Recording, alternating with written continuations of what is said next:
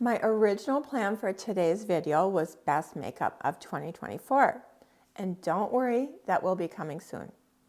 However, last week I had some lowlights added to my hair, and I'm still in a little bit of shock at how dark it turned out.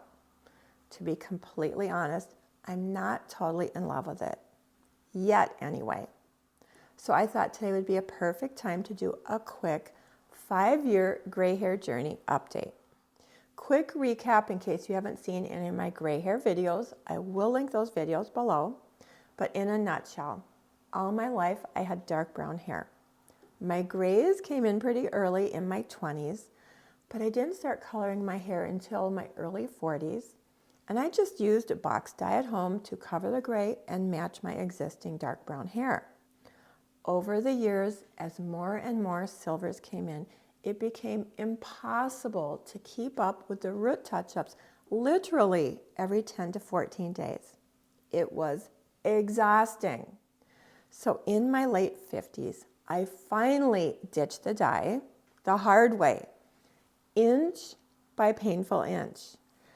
I think it took me pretty close to 3 years, and I cut the last of the dye off exactly 5 years ago at age 60. It felt incredibly liberating, and I really loved my salt and pepper hair for a very long time. However, over the past couple of years, as more and more silver came in, I started to feel a little washed out and frankly a little bit restless and bored. Now, I still think gray hair is beautiful. Tammy's Ageless Beauty looks stunning with her long silver hair, and my friend Cindy, who has the channel Beyond 50 Skin, has the most beautiful white hair. And one of my friends has the most gorgeous salt and pepper hair, mostly pepper.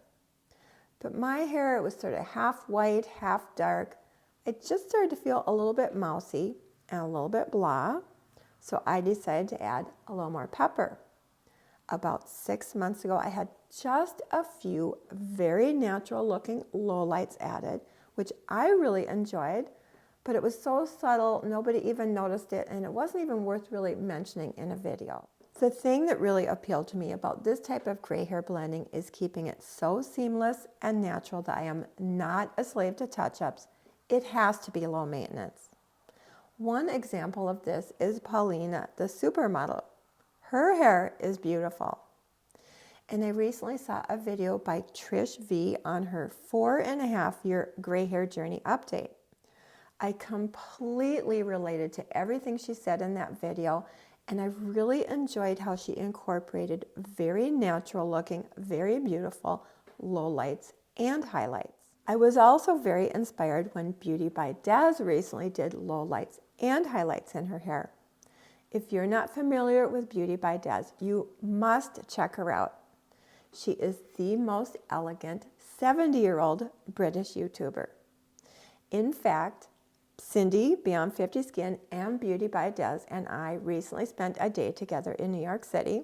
Cindy did a really fun vlog on it. I will list Cindy's vlog in the video in the description box below.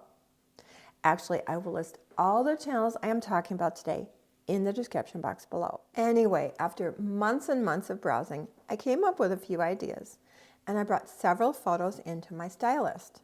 I wasn't quite sure if I wanted to stick with salt and pepper or perhaps warm it up a bit with a little brown or blonde blended in. I stressed that I did not want to be a slave to touch-ups. Ultimately, we decided to keep it simple and use more of the same semi-permanent lowlights that had blended seamlessly last summer and stay with the salt and pepper vibe. Even so, like I said earlier, I am in a little bit of shock. I did think I would have a little bit more salt peeking through. Actually, I came very close to skipping a video this week, hoping I could fix my hair.